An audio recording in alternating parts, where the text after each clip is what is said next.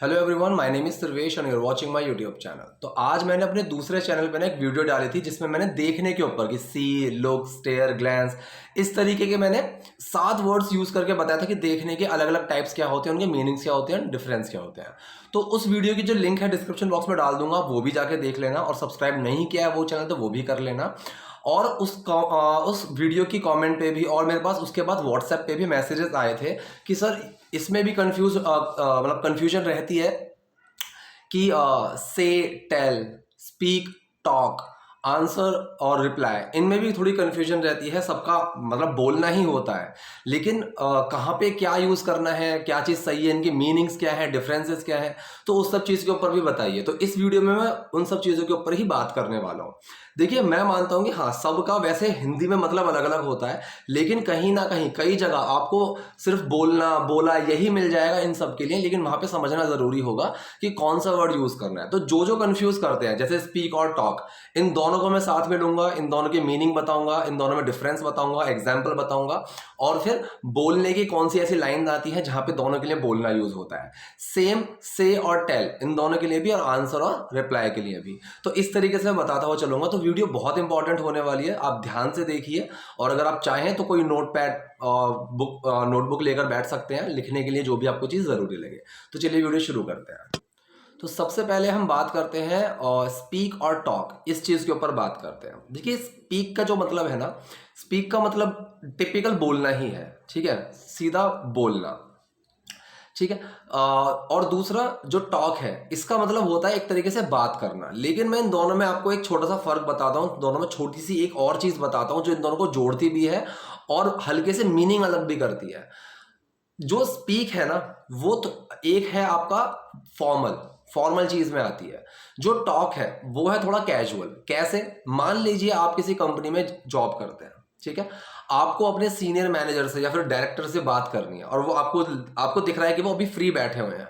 आप उनके पास गए, तो अगर आप वहां बोलेंगे ना, sir I need to talk to you, तो ये चीज थोड़ा सा कैजुअल लगेगी। अगर आप वहां ये बोलेंगे, sir I need to speak to you, ठीक है, तो यहां पे जो स्पीक मैंने लगाया, तो स्पीक के साथ पहली बात तो स्पीक की जो फॉर्म्स होंगी, स्पोक, स्पोकन, टॉक की टॉक टू टॉक, ठीक है, सेकंड और थर्ड फॉर्म।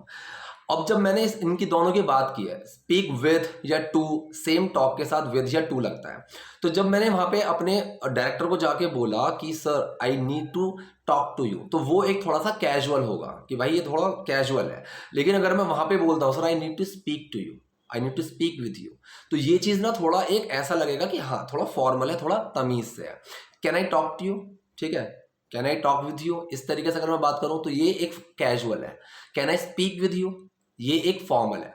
अब मान लीजिए कि आपने अपने किसी भाई को या फिर अपने किसी रिलेटिव में, आपका अगर कोई बॉयफ्रेंड गर्लफ्रेंड है, उनको, सो उनको जैसे ही कॉल करते हैं, किसी दोस्त को भी कॉल करते हैं, तो क्या बोलते हैं, यार I need to talk to you, ठीक है, मुझे तुमसे बात करनी है। आप अगर सीनियर को किसी को बोल रहे हो, तो वहां पे आप इस तरीके से नहीं बोलेंगे, वहां पे आप स्पीक का यूज करेंगे, sir I need to speak to you, ठीक है। तो ये चीज होगी, can I speak with you, can I speak with you for 1 minute. तो ये एक थोड़ा सा आ जाता है हमारा फॉर्मल के अंदर। तो एक तो इनके अंदर छोटा सा ये लिंक है जो कंफ्यूज भी करता है, ठीक है। अब दूसरी चीज पे मैं आता हूं, जहां पे मैं स्पीक की बात कर रहा हूं, वो टिपिकल हिंदी में बोलने के लिए आएगा, ठीक है, टिपिकली बोलने के लिए आएगा। जैसे मैं पूछूं कि क्या तुम इंग्लिश बोल सकते हो, ठीक है, so can you speak English, वो बोलने के लिए आ गया कि कैन यू स्पीक इंग्लिश, क्या तुम बोल सकते हो इंग्लिश, ठीक है। दूसरा, अगर मैं मान लो अब मैं ही अकेला हूं और मैं मतलब वन वे कम्युनिकेशन है कि मैं कहीं पे खड़ा होकर कुछ मोटिवेशन या फिर कुछ भी चीज कर रहा हूं, तो वो एक स्पीक में आ गया कि I am speaker over there, ठीक है, कि मैं ही वहां पे बोल रहा हूं, मैं ही वहां पे बोले जा रहा हूं। तो टिपिकल बोलने के लिए हम स्पीक का यूज करते हैं। Right now what am I doing is I am speaking, I am not talking. अगर टॉक कभी मैं बताता हूं, और टॉक जो आएगा, टॉक होगा बात करना। अगर मान लीजिए मैं फोन पे हूं, सो मैं फोन पे I am not speaking, I am talking, ठीक है, क्योंकि वहां पे टू वे कम्युनिकेशन हो गया, दोनों लोग बात कर रहे हैं, ठीक है। So there is like the term we should use there is talk, ठीक है, कि हम बात कर रहे हैं, वो हो गया टॉक में। तो स्पीक हो गया कहना, और स्पीक हो गया एक बात करने के लिए भी स्पीक का यूज करेंगे, लेकिन वो फॉर्मल तरीके से बात करना है, ठीक है। अगर आप बात करें लेकिन फॉर्मल तरीके से बात करें तो वहां पे हम स्पीक का यूज करेंगे, और जो टॉक है वो एक कैजुअल टर्म लेकर चलेगा। अब जैसे अब मैंने बोला कि स्पीक में, मैंने स्पीक के अंदर लगाया कि टिपिकल बोलना होता है, लेकिन टॉक के अंदर भी कई बार आपको बोलने का सेंस मिलेगा। जैसे कि मैं बोलूं कि यार मैं उससे कुछ नहीं बोलता, ठीक है, मैंने ऐसे बोल दिया, तो मैं उससे कुछ नहीं बोलता, मैं उससे कुछ नहीं बोल रहा हूँ, ठीक है। तो मैं उससे बोलता नहीं हूँ, मतलब मैं उससे बात नहीं करता। तो हम हिंदी में कई बार इस तरीके से बोल देते हैं कि भाई मैं उससे नहीं बोलता, ठीक है। तो ये जो बोलना है ये यहाँ स्पीक नहीं आएगा, यहाँ पे टॉक आएगा। I don't talk to him, ठीक है, I don't talk to him, मैं उससे नहीं बोलता, ऐसे हम यूज करेंगे। अब यहाँ पे हम अगला देखते हैं हमारा से और टेल। जो से है इसका जो मतलब है कि आई एम सेइंग, तो यहां पे हो गया कि मैं कह रहा हूं, ठीक है, एक टिपिकल हो गया कहना। टेल का एक टिपिकल मतलब होता है बताना, ठीक है, कि मैं बता रहा हूं, आई एम टेलिंग। अब इन दोनों के बीच में जो हल्की सी कंफ्यूजन है वो मैं दूर कर देता हूं। से हम यूज करते हैं टू एक्सप्रेस, अगर मैं कोई चीज एक्सप्रेस करना चाहता हूं, ठीक है। टेल वहां पे लगता है जहां पे हम कोई इंफॉर्मेशन की बात कर रहे हैं। अब से की जो फॉर्म्स है वो है सेड सेड, टेल की है टोल्ड टोल्ड, ठीक है। सो अगर मैं बोलूं कि कोई मतलब मेरा दोस्त है, हमारी शाम को कुछ बात हुई, कुछ भी हुआ और वो चला गया, ठीक है, वो जा रहा है और वो चला गया, तो मैं किसी से बोलूं कि भाई ही डिड नॉट से एनीथिंग, उसने कुछ नहीं कहा, मतलब उसने कुछ एक्सप्रेस नहीं किया, उसको कैसा लगा कैसा नहीं लगा, so he did not say anything. अगर यहां पे मैं बोलूं कि he did not tell me anything, तो अगर मैं टेल की बात कर रहा हूं तो एक इंफॉर्मेशन की बात कर रहा हूं कि he did not tell me where is he going या फिर वेयर ही इज गोइंग, उसने मुझे बताया नहीं कि वो कहां जा रहा है, ठीक है। अब लोग यहाँ कंफ्यूज रहेंगे, वो बोलेंगे सर अगर मैं ऐसे बोलूं कि he didn't say where he is going, ठीक है, अगर मैं इसको ऐसे बोलूं कि उसने मुझे कहा नहीं कहां जा रहा है, तो ये चीज गलत है, ये चीज सही नहीं रहेगी। जब भी इंफॉर्मेशन की बात आए तो वहां पे हम टेल का यूज करेंगे, ना कि से का, ठीक है। So he didn't tell me, ठीक, उसने मुझे कोई किसी चीज की इंफॉर्मेशन ही नहीं दी है, ठीक है। तो एक छोटा सा जो डिफरेंस हुआ इन दोनों के बीच में वो मैंने आपको बताया कि जहां पे से की बात चल रही है, सॉरी, जहां पे हाँ से की बात चल रही है वहां पे हम बात करेंगे किसी चीज के एक्सप्रेशन की।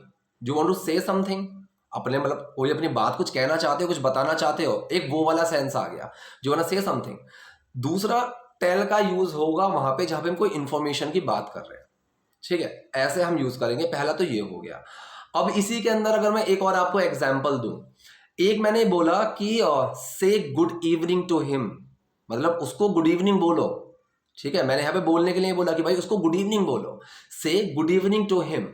दूसरा मैं बोलूं कि tell him it is evening, कि उनको बताओ कि ये शाम है। तो जब मैंने सेकंड बोला ना कि tell him it is evening, तो यहां पे मैंने उनको एक इंफॉर्मेशन देने के लिए बोला है, ठीक है। तो अगर मैं वैसे बात करूं तो से का मतलब कहना हो गया, टेल का मतलब बताना हो गया, ठीक। अब मैं एक एग्जांपल पे ऐसे आता हूं जहां पे हम दोनों के लिए बोलने का यूज करेंगे और जो चीजें छोटी सी कंफ्यूज करती हैं।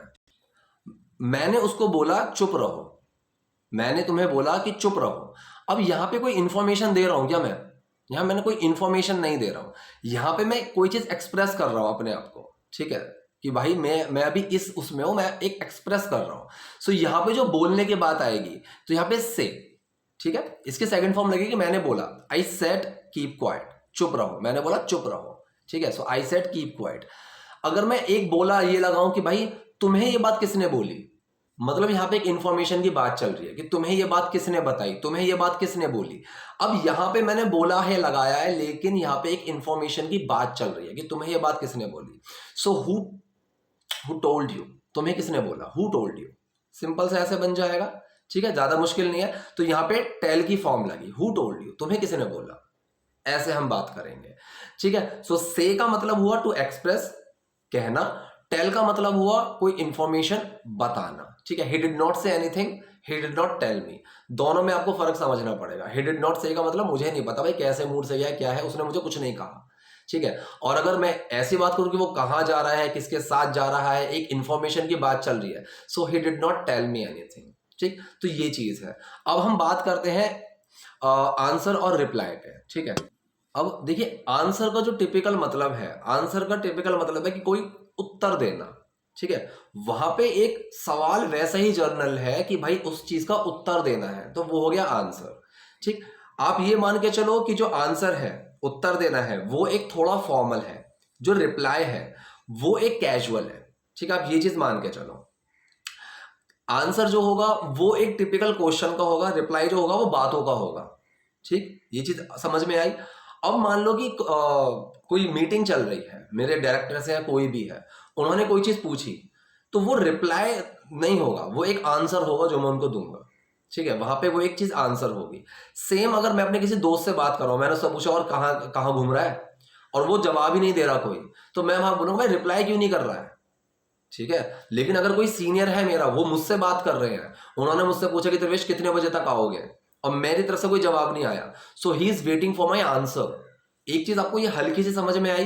ठीक है, अब एक कंफ्यूजन के ऊपर आते हैं कि दोनों के लिए बोलने का यूज होता है। ठीक है, अब इन दोनों के लिए बोलने का जो यूज है, वो जो मैंने पहला इसमें पॉइंट बताया, टिपिकल एक क्वेश्चन के लिए और एक कैजुअल बात के लिए, वो वाला एक सेंस आएगा। जैसे कि मैंने यहाँ पे एक चीज बोली कि मेरे डायरेक्टर ने कोई सवाल पूछा, मैंने उसका आंसर दिया।